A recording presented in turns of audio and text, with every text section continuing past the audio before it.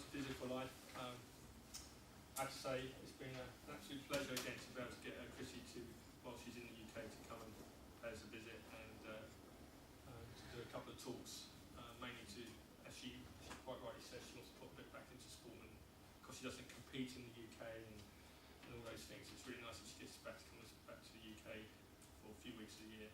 So it's been an absolute pleasure to get away from the high media, come back to some local triathletes. So, over to you, Chrissie. Thank you. Thank you all so much for coming. It's really good to see so many people here.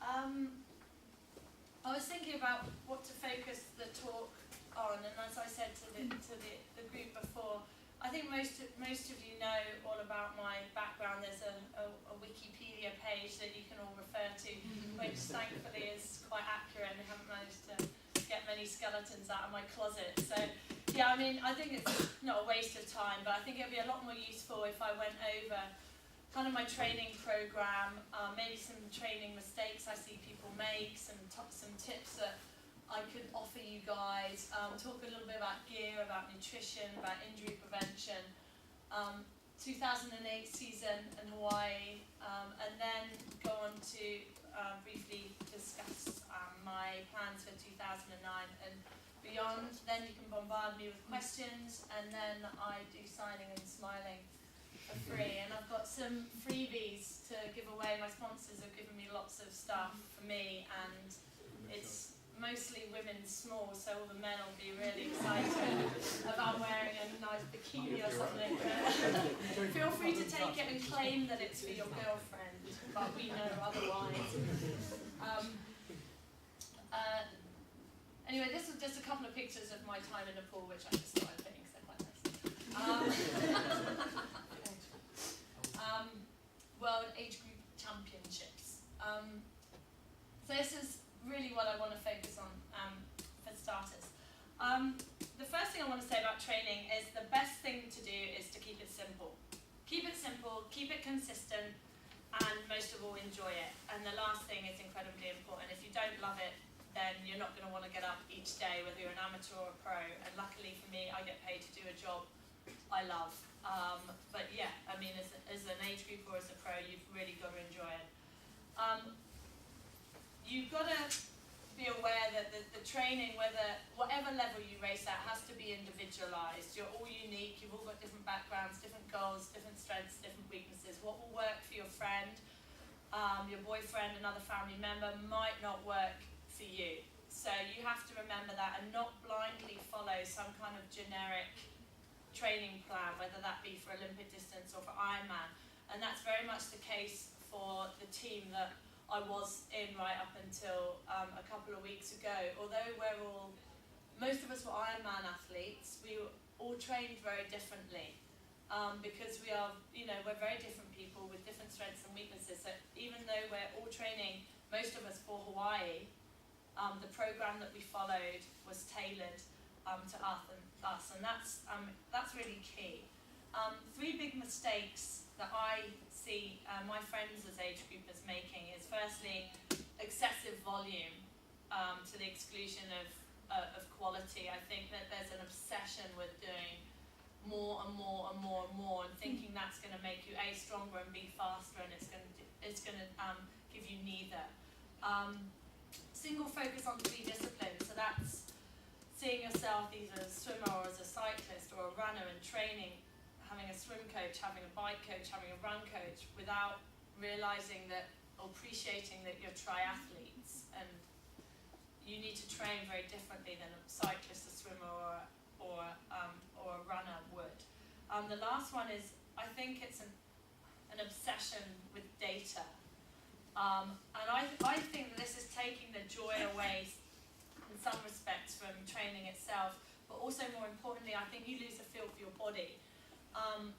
And that's incredibly important when racing, and people ask me, how do you know how fast you can go? And I just know, because I have that intuition, because I'm not reading numbers and concerned about margins and hitting a different zone.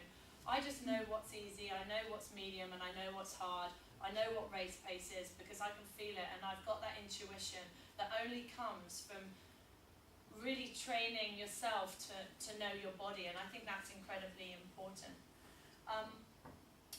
In terms of my own program, generally it's about 4 to 6 hours a day, 7 days a week. Mixture of swim, bike and run of equal measure. I also think that as a pro,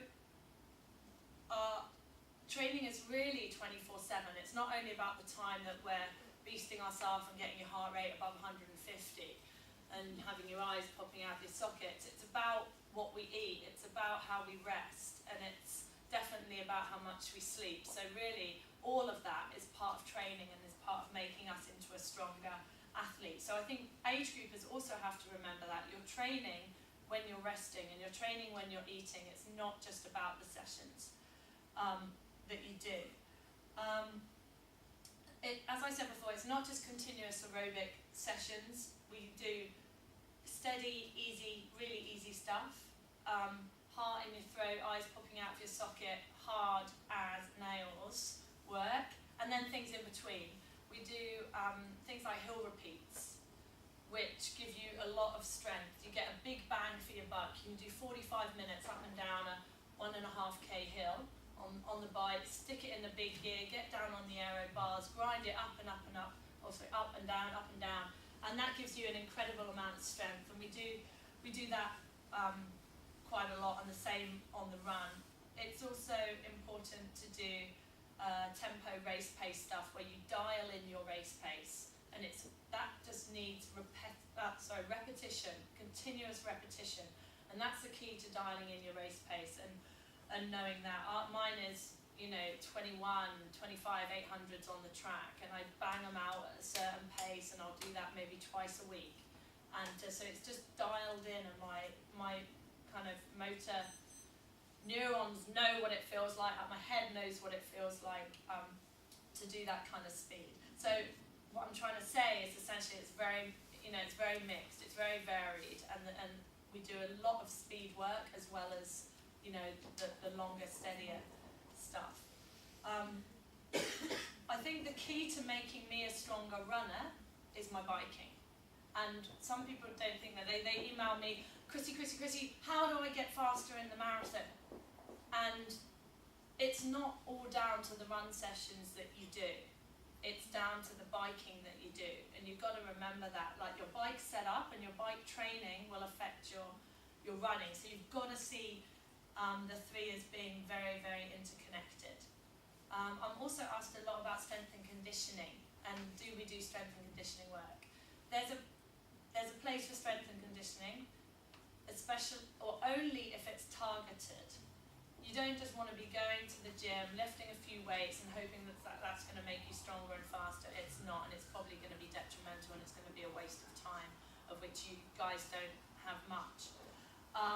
The only exercises that I do, aside from swim, bike and run, are push-ups on my knuckles. So I do 50 a day, and I do them on my knuckles because that strengthens your forearm more than if you do them flat, and having forearm strength is important for swimming. So that's the only strength and conditioning that I do. Others in my team did do some, but it was very, very, very targeted. And those that did it were the exception rather than the rule. The same goes for drills. My coach was very much of the opinion that you can't teach an old dog new tricks. Where our running styles are pretty much ingrained now, and if you try and change too much, you won't make yourself better. I think you have to use what you've got and make the best out of what you've got. If you run like I do with your left knee falling in, then you run a marathon with your bloody left knee or right knee falling in. But you learn to run fast doing that while limiting the potential for problems. So just trying to get this textbook correct running style, textbook correct swim stroke especially, isn't really going to help, and again is going to be a waste of time. I mean, if you look at someone like Stephen Bayliss and Bella, their swim stroke is awful to look at if you're looking at it from a textbook angle, like they come over, bang, bang, bang, bang, bang, and whack half the people in the next lane out. It doesn't matter what they bloody look like above the water. What matters is that they're both getting a load of power under the water, and that's the part of the stroke that really matters. So whip your arm over, get it over, doesn't matter what it looked like, but bang, this bit of the stroke is extremely powerful. And that's the key. So, I mean, although there is something to be said for technique, often having the, the correct swimming technique as it would tell you to do in a textbook might not be necessarily beneficial and probably won't make you any faster and will make you very bored. Rest days. Don't really get them all that often. We have what's called active recovery, so of course we have easier days. We'll have a day sometimes, maybe once a month, where we'll have a 5k swim and then the rest of the day off, and that's pretty much a rest day. What you've got to remember is that we rest between sessions. So although it sounds as though we're not getting a lot of rest in terms of rest days, we rest for 2 or 3 hours between a session. Or if I have a brick session, I'll do the brick in the morning. I've got the rest of the day to sit on my arse. You guys don't have that luxury. So yes, structured rest days, yes, are very important to you. And I think this is where intuition comes in. You also need to know your body.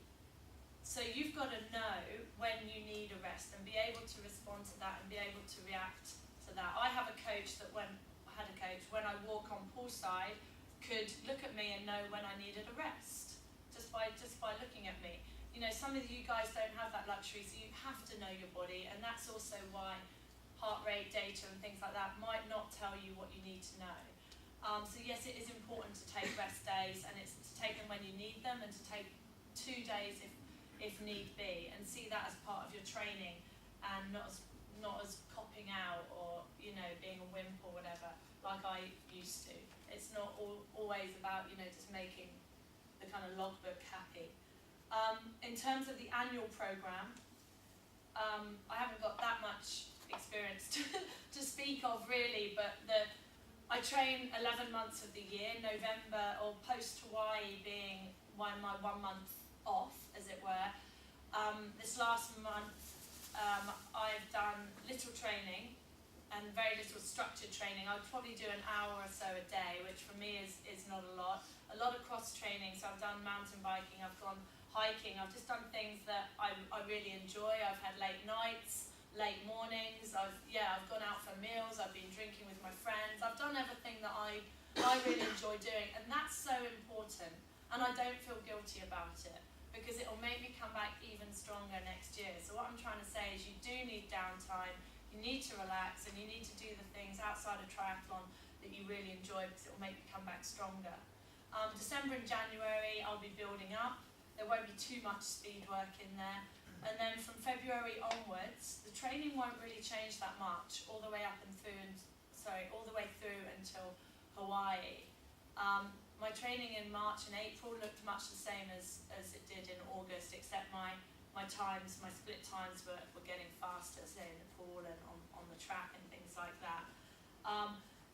All the hard work for Hawaii was done back in February, March and April. It wasn't done in August. August and September are not the time for me to be cramming. So I was just putting the finishing touches at that point to a season of hard work, rather than bringing in the hard work, in the summer. The taper very much depends on the race that we do. Some of the races I did this year, I didn't taper at all. I trained right through. Outdoors and Timberman being 2 examples. I just used them pretty much as training days, didn't have rest days before, just went straight into them, albeit for a travel day or whatever. For the 3 Ironmans, we have a reduction in volume 7 days prior, but the key is to retain the intensity. So you reduce the volume, but you retain the intensity. And by that I mean, for example, normally my brick would be a 3-hour ride into 15 800s on the track, or an hour really hard run.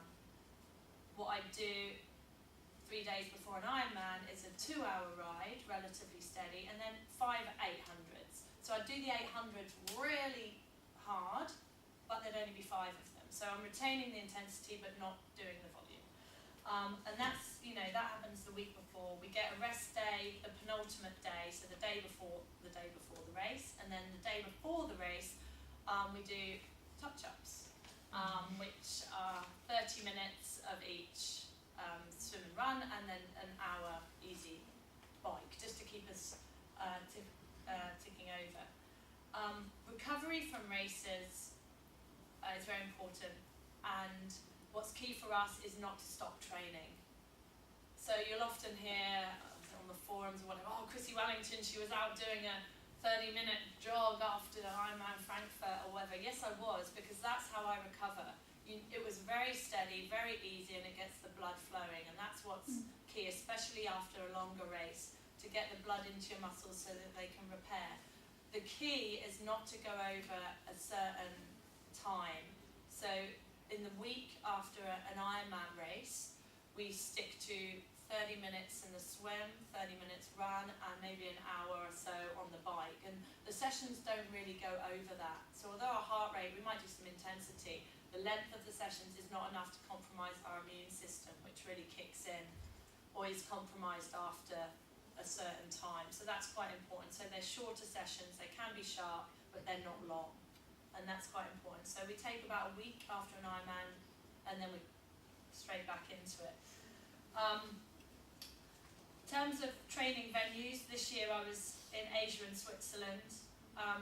Important for 2 reasons. Firstly, they were secluded, and we were able to be detached from everything triathlon, no distractions, and could just focus on swim, bike and run, and resting.